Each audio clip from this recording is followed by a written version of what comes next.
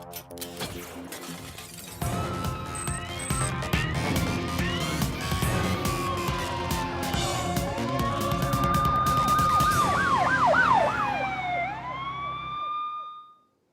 Number आपका स्वागत करता है। मैं हूं माधव तिवारी।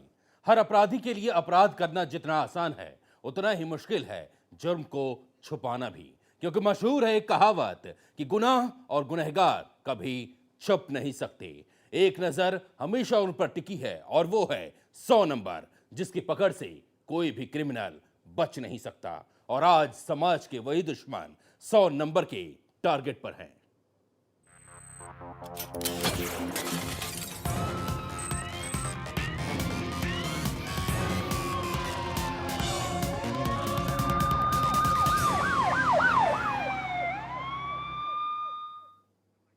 एक बार नहीं बल्कि कई बार, बार बार उसने बदसलूकी को बर्दाश्त किया, चुप रही, किसी से कुछ भी नहीं कहा।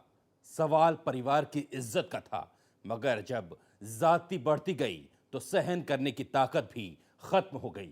और फिर जब एक दिन उस पर फिर से घिनौना हमला हुआ तो वो अपने परिवार के लिए याद बनकर रह गई।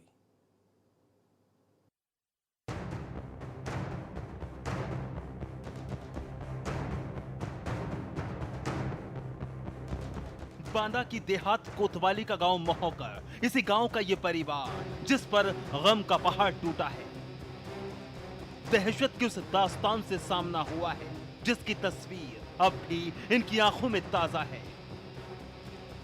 बदहवासी से भरा है पूरा का पूरा परिवार।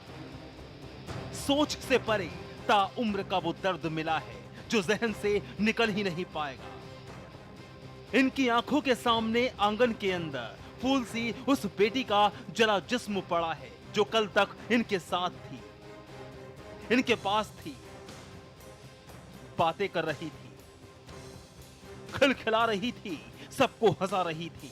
लेकिन आज मंजर मातमी है। तस्वीरें आपके सामने हैं। हार चुकी थी 14 साल की मुस्कान, बेहद घबराई थी, डरी सहमी थी, और जब बर्दाश्त से बाहर हुआ तो मौत चुनना ही मुनासिब समझा। मुस्कान ने खुद पर मिट्टी का तेल छिड़क कर आग लगा ली, तड़प तड़प कर दम तोड़ दिया और पीछे छोड़ गई कई सुलगते सवाल। सुनिए मुस्कान के परिवार की जुबानी, उसके सुसाइड की कहानी। वहाँ पर बैठी थी, दो लड़के गए तो जो है इसको छेड़खानी किया। अब हमारा भाई साहब गया तो चिल्ला रही थी, तो उसको जो है देखा कि कौन चिल्ला रहे हैं, तो जो ये पहुंचे, जब हमारा भाई साहब पहुंचा तो लड़के भाग गए।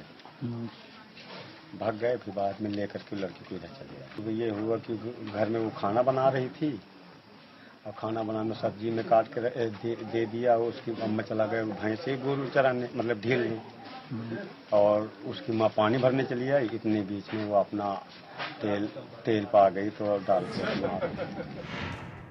गांव के ही रहने वाले दीपू और अमित सुमन के गुनहगार हैं। पिछले काफी वक्त से लगातार उसको छेड़ रहे थे, परेशान कर रहे थे। घर से निकलना उसका दूभर था। फफ्तियां कसते थे, जबरदस्ती करने की कोशिश करते थे। और एक बार फिर जब 20 जून की सुबह सुमन घर से खेत के लिए गई तो अनजान थी दीपू और अमित की बदनीयती से। बेखबर सुमन खेत पर पहुंची तो दीपू और अमित ने उससे छेड़खानी शुरू कर दी। फफ्तियां फिर कसने लगे, उससे जबरदस्ती करने की कोशिश की गई। सुमन खुद के साथ हुई ज्यादती से घबरा गई, कुछ बोल नहीं पाई। मगर तभी सुमन के चाचा खेत पर पहुंच गए। दीपू और अमित की हरकत का विरोध किया, डांटा फटकारा, लेकिन अपने बच्चों की गंदी करतूत पर उनको समझाने के बजाय मुस्कान के परिवार पर ही चढ़ाई कर दी। गाली गलौज की, हाथापाई करने की कोशिश की गई। मैं चिल्लाहट सुनी उनकी, तब दौड़ के गया तो वो छोड़ के पैंट ऐसे पकड़े था और पैंट छोड़ के ऐसे खेत में भाग गया। जब खेत भाग रहा था तो मैं काफी दूर में उस एक लड़के को पकड़ के लाया तो साहब वहाँ बेशरम की डंडी थी, बेशरम तोड़ के दो तीन डंडी साहब मैंने मारा। और इसके बाद मारने के बाद उनको छोड़ दिया, लड़की को लेके घर चला आया। हमको शाम को घर में मारने के लिए तैयार हुए थे और हमारे लड़के बच्चों को गाली दे रहे थे। औरतें घर में थी, हम साहब क्या नाम है उनका? उनका एक का बबलू नाम है, एक का छोटू नाम है।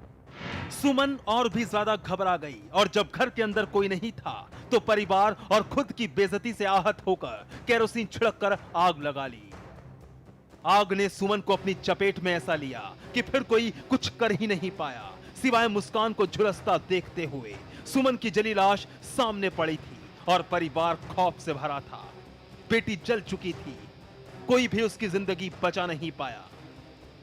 इत्तला बांदा पुलिस तक भी गई। खबर की गंभीरता को भांपते हुए आला अधिकारी मौके वारदात पर पहुंचे। गांव के अंदर बदहवासी पसरी थी। महिलाएं, मर्द, बच्चे, बुजुर्ग, हर कोई सहमा खड़ा था। पुलिस भी पीड़ित परिवार से रूबरू हुई और सुमन की बॉडी कब्जे में लेकर परिवार के बयान दर्ज किए। वाली देहात के अंतर्गत गांव महुकर में सोनू नाम की एक लड़की जिसकी उम्र 14 साल थी, उसको गांव के ही 2 लड़कों द्वारा कल शाम को जब वो खेतों की तरफ गई थी तो उनके द्वारा छेड़छाड़ की गई थी। उसी से क्षुब्ध होकर उसके द्वारा जो है आग लगा ली गई है। इसमें नियमानुसार विधि कार्रवाई की जा रही है। तहरीर मिल गई है। उसके आधार पे कोतवाली देहात में अपराध संख्या 71/16 अंडर सेक्शन 306 IPC और 3/4 पॉक्सो एक्ट पंजीकृत कर दिया गया है और दोनों आरोपी भी गिरफ्त में आ चुके हैं। बांदा पुलिस ने तुरंत एक्शन लेते हुए दीपू और अमित की गिरफ्तारी की। सख्त सजा दिलवाने का दंभ भी भरा गया। लेकिन क्या दीपू और अमित की सजा पीड़ित परिवार को उनकी बेटी वापस दिलवा देगी? छेड़खानी और जबरदस्ती से आहत मुस्कान ने मौत को गले लगा लिया।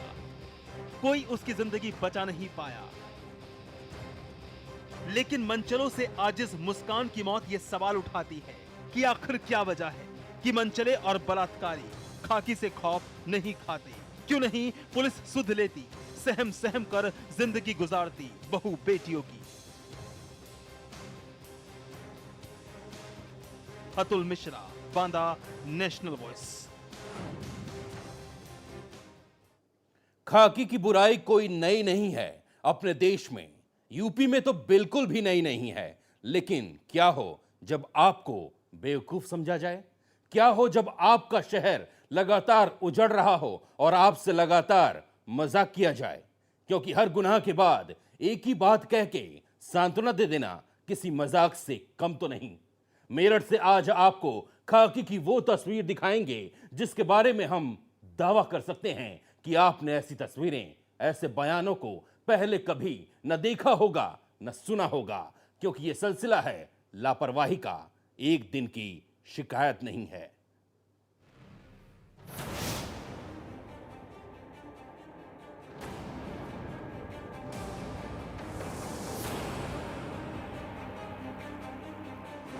जरा गौर से देखिए इन तस्वीरों को। कुछ मिलेगा नहीं आपको इनमें, बस इस पूरी रिपोर्ट को समझने के लिए देखिए। 18 लाख की लूट हुई है। पुलिस हमेशा की तरह वारदात के बाद पहुंची है। तारीख आज 21 जून है, लेकिन हालात मेरठ में क्या हैं और खाकी कर क्या रही है मेरठ में, उसे समझने के लिए कैलेंडर को थोड़ा पीछे मोड़ना होगा। 16 जून, वक्त सुबह के 9:34।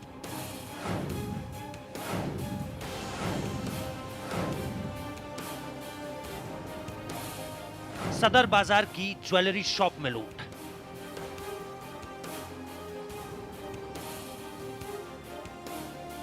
एसपी ओम प्रकाश आते हैं, घटना की निंदा करते हैं। सभी थाने उस गाड़ी की सर्च में लगे हुए हैं। निश्चित तौर पे घटना बहुत ही शर्मनाक है और इस तरह से 9 बजे और मार्केट में इस तरह की वारदात ये हमारे लिए चैलेंज है। अब इसके लगभग 4 घंटे बाद ट्रांसपोर्ट इलाके में एक पेट्रोल पंप में लूट होती है। एसपी ओम प्रकाश आते हैं, घटना की निंदा करते हैं। बाइक पर सवार 2 व्यक्तियों ने गनशॉट से इनको इंजर्ड किया और 8.5 लाख रुपए बताया जा रहा है इसमें जो था उस बैग को लेकर चले गए। अब 20 जून की रात कृष्णा इलेक्ट्रॉनिक्स कंपनी में घुसकर बदमाश 18 लाख रुपए की नकदी ले फरार हो जाते हैं। एसपी ओम प्रकाश फिर आते हैं, कहते हैं जल्द कार्रवाई होगी। 2-2:30 बजे के आसपास इनके साथ वारदात हुई। इसकी सूचना इनके द्वारा अपने वर्कर के माध्यम से यहाँ थाने पर दी गई, ऐसा इनका कहना है। इसकी जांच बहुत ही गहराई से की जा रही है। यानी मेरठ में लुटते लोग आम बात है, दिन दहाड़े लूट होना आम बात है, कानून का मजाक बनना आम बात है। आम है लोगों की जिंदगी बर्बाद हो जाना, जिंदगी भर की संपत्ति लुट जाना आम बात है। किसी के घर, दफ्तर, दुकान में किसी का तमंचे के बल पर आना आम है। अब हमारी समझ में ये नहीं आ रहा कि खाकी पहनने के बाद क्या खुद को होशियार और दूसरों को बेवकूफ समझने लगती है खाकी, या उनकी अपनी बातों का ही कोई मतलब नहीं। 4 दिन में लाखों की लूट हो जाती है और एसपी साहब को सुनिए, ऐसा लग रहा है जैसे कोई परवाह ही नहीं है। बार बार आकर एक ही बात कह देते हैं। वो जनता को बेवकूफ समझते हैं, ये तो उनकी 3 अलग अलग बातों को सुनकर पता चल ही जाता है। मैं जानता हूँ कि कोई दोबारा नहीं सुनना चाहेगा उन्हें, लेकिन उन्हीं को शर्मिंदा करने के लिए एक बार फिर सुनाना चाहता हूँ कि 18 लाख की इस लूट की घटना के बाद वो क्या कह रहे हैं। सुनिए जरा। यहाँ पर पहले थाने स्तर पर जांच की गई, तब मामले को संदिग्ध देखा गया। इसके बाद सीओ साहब द्वारा देखा गया और मैं भी देख रहा हूँ इसको। दराज में बहुत सारे इस तरह से बुक्स और जो कागज हैं ये सब रखे गए हैं, तो इन सब निश्चित तौर पर देखते हुए एक घटना को सही माना जाना ये प्रथम दृष्टया सही नहीं पाया जा रहा है। तो इस तरह की बातों में एक इतनी बड़ी वारदात के लिए हम बहुत ही गंभीरता से जांच कर रहे हैं। मेरठ के परतापुर थाना इलाके के दिल्ली रोड स्थित कृष्णा इलेक्ट्रॉनिक्स कंपनी में घुसकर बदमाशों ने 18 लाख रुपए की लूट की वारदात को अंजाम दिया। वारदात के बाद बदमाश हवा में हथियार लहराते हुए फरार भी हो गए और फिर वो हुआ जो अक्सर हमारे देश में होता है। घटना के बाद पुलिस पहुंचती है, डंडा दिखाते हुए, पिस्टल टांगे हुए। एक एक चीज को ऐसी बारीकी से लिखा जा रहा है जैसे कुछ छूट गया तो गुनाह हो जाएगा, लेकिन सिवाय खाना पूर्ति के ज्यादा कुछ नहीं है इन तस्वीरों में। और क्या पता, शायद जेब में पेन और एक छोटी डायरी पड़ी हो। कैमरा तो लगा ही हुआ था, लगे होंगे दिखाने को कि हम भी कुछ कर रहे हैं। लेकिन सुनिए जरा परिजनों की जुबानी कि जिसकी दुकान में लूट हुई है उस बेचारे का क्या हाल है। करीब 2:30 बजे करीब 4 आदमी आके और मुंह पे वो बांध रखा था कपड़ा और हाथों में तमंचे लेके उसने इसके ऑफिस में आ गए और इसे दबोच के कैश ले गए और अंगूठी, चैन, मोबाइल, पर्स, ATM कार्ड, चाबियां वगैरह लेके चले गए। कितने रुपए कैश बताया? करीब 17-18 लाख रुपए। अभी वो होपलेस है, पर 17-18 लाख रुपए की आंकड़ा बता रहा है। पुलिस को सूचना तुरंत दे दी गई थी 15 मिनट बाद ही, पर वो होपलेस इतना हो गया था कि वो घर पे जाके और चुप गुम हो गया। वैसे एसपी सिटी लूट की इस वारदात को संदिग्ध मान रहे हैं और परिजन उनकी बात से इत्तेफाक नहीं रखते। दरअसल मेरठ निवासी मनीष जैन की लोहे की तार बनाने की फैक्ट्री है। मनीष अपनी फैक्ट्री में बैठे थे, तभी बाइक सवार 4 बदमाशों ने मनीष की कनपट्टी पर तमंचा रखकर उनके गले में रखे 18 लाख रुपए सहित मनीष की सोने की चेन, अंगूठी, पर्स और मोबाइल लूटकर फरार हो गए। घटना के बाद से मनीष बदहवास हो गया और अपने घर जाकर रोने लगा था। इस वजह से पुलिस को इत्तला करने में देरी हो गई और इसी वजह से एसपी सिटी लूट की इस वारदात को संदिग्ध मान रहे हैं। लेकिन इस बात के अलावा उनके पास कोई नई बात नहीं है। जो सबसे बड़ा सवाल है हमारे और आपके सामने, और सिर्फ इसी घटना के बारे में नहीं, बीते 4 दिनों की घटनाओं पर। अब अगर आगे भी मेरठ सिटी में कोई लूट या वारदात हुई तो ये चेहरा याद रखिएगा, ये बातें याद रखिएगा। नाम एसपी सिटी ओम प्रकाश है।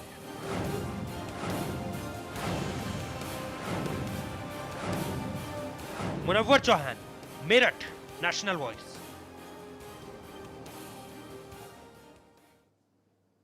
तो सबूत हैं, सुराग है, लेकिन जुर्म का जो अपराधी हैं वो खाकी के हाथ नहीं आए हैं। वाकई मेरठ के हालात नासाज दिखते हैं। पुलिस पस्त है, लुटेरे मस्त हैं। वक्त है एक छोटे से ब्रेक का। ब्रेक के बाद दिखाएंगे शामली में दिन दहाड़े होती है धाएं धाएं।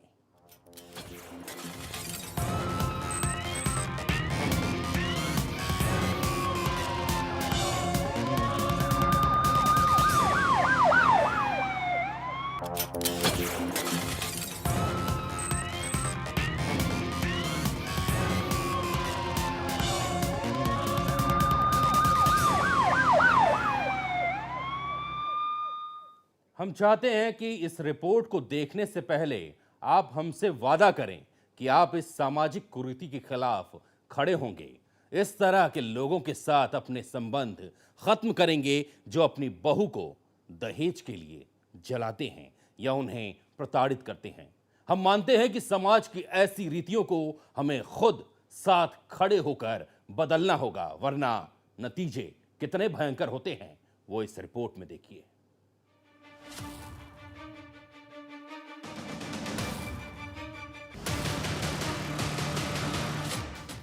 जगदीश नाम का अर्थ जानते हैं आप? जगदीश यानी पूरे संसार का ईश्वर, जग का पालनहार, जो इस पूरे संसार का रखवाला है। लेकिन आज जिसका जिक्र हम करने जा रहे हैं उसका नाम तो जगदीश है, लेकिन सिर्फ नाम ही जगदीश है, काम बिल्कुल उल्टे। और तभी ये तस्वीरें सामने आई है।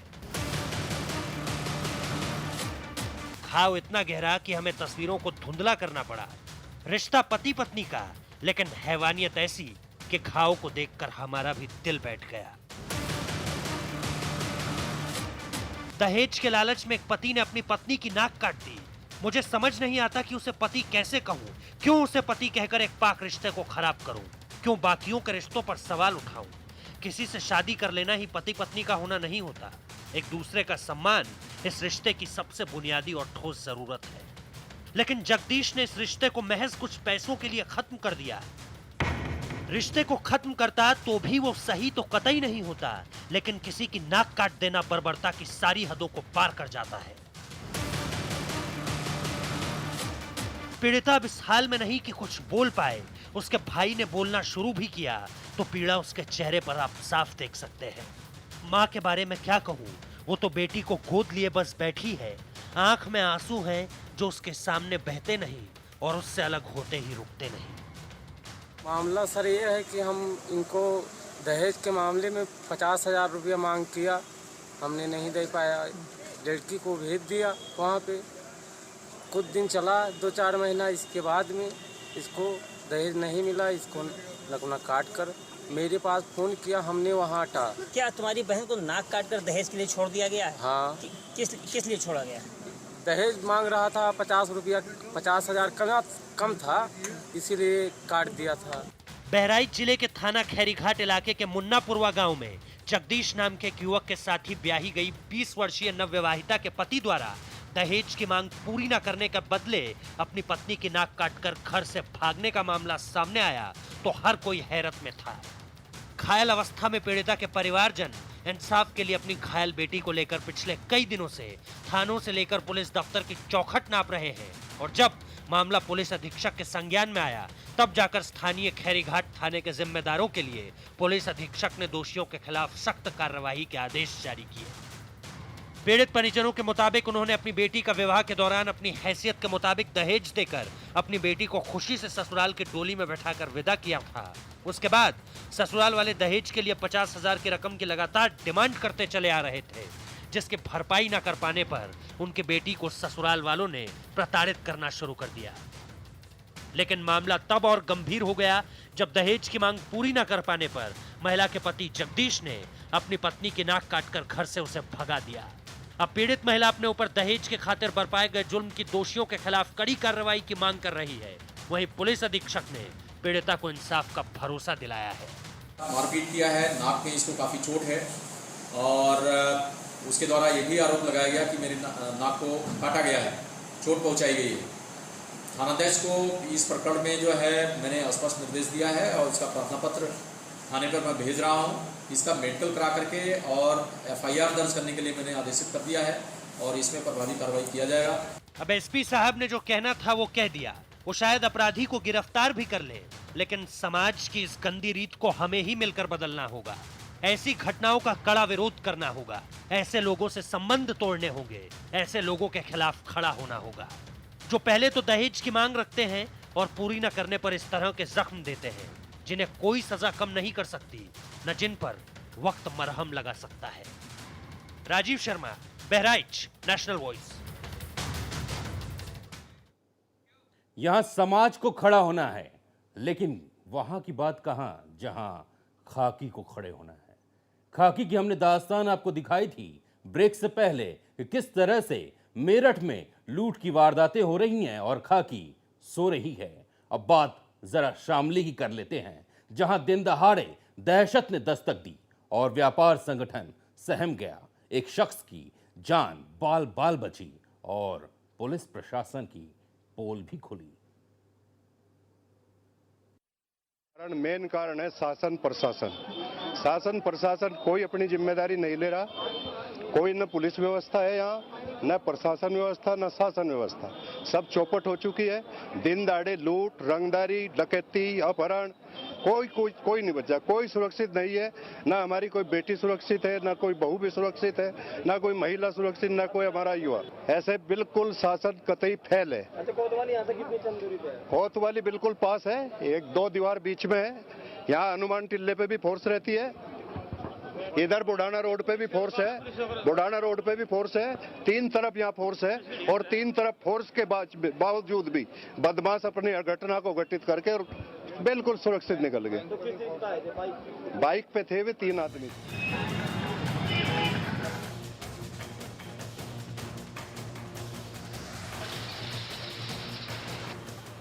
शासन प्रशासन पस्त है, सिस्टम फेल है, पुलिस कुछ नहीं कर पा रही, बहू बेटियां कोई भी सुरक्षित नहीं। हालात बिगड़ते जा रहे हैं और एक बार फिर शामली के अंदर दिन दहाड़े गोलियां चली और पुलिस का पता नहीं था। 3-3 गोलियां बदमाश सरेआम चलाते हैं, जानलेवा हमला करते हैं। आसपास पुलिस रहती है, लेकिन फिर भी बदमाश वारदात को अंजाम देकर सुरक्षित निकल गए। सुना आपने, शामली में दिन दहाड़े धाए ने पुलिस प्रशासन की पोल खुलवा कर रख दी। पुलिस प्रशासन की मुर्दाबाद हुई और व्यापारी एकता के नारे लगाए गए। मार्केट बंद कर दिए गए, कारोबारी लामबंद हुए, सड़क जाम कर दी गई और खाकी को नींद से जगाने के लिए आवाज बुलंद की गई। जागो नींद से, कब तक जनता यूं ही जुर्म से जूझती रहेगी? पता नहीं जी, इसमें तो अपने आप आए बदमाश गोली चला दी। कितने बदमाश आ गए? मुझे नहीं, मैं देखा 3। अच्छा, गोलियां कितनी, मतलब गोलियां कितनी चली? गोली जी 3-4 चली जी गोली। अच्छा, आपसे पहले भी रंगदारी मांगी गई थी ना? पहले मांगी गई थी जी, कई महीने पहले। 2 महीने पहले मुकदमा लिखा गया था। 4 महीने की बात हुई, तो फरवरी की। तो उसके बाद भी कोई 2 महीने रंगदारी की बात है? ना, उसके बाद नहीं है। हाँ, पुलिस को शिकायत भी करी थी कार्रवाई। अच्छा, सिक्योरिटी भी तो मिली थी ना? मिली थी 5-4 दिन के लिए सिक्योरिटी पर चलते हटा दी गई थी।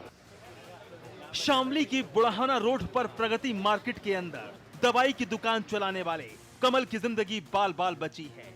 दुकान पर बैठे कमल पर बाइक सवार 3 बदमाशों ने एक के बाद एक गोलियां दागी, लेकिन कमल की किस्मत ने उसका साथ दिया। गोलियां आसपास से निकल गई और दवा व्यापारी ने छिपकर अपनी जान बचाई। दवा व्यापारी कमल के मुताबिक फरवरी महीने में उनसे 10 लाख रुपए की रंगदारी मांगी गई थी। रंगदारी मांगने वाला बदमाश कौन था, इसका तो पता नहीं चला, लेकिन दवा व्यापारी ने इसकी शिकायत शामली पुलिस से कर दी थी। पुलिस ने कमल की सुरक्षा में सुरक्षा कर्मी भी लगाया था। 100 नंबर में आज बस इतना ही। कल फिर खुलेगी गुनाह की एक और डायरी और 100 नंबर पर होगा उसका हिसाब किताब। दीजिए इजाजत। जय हिंद।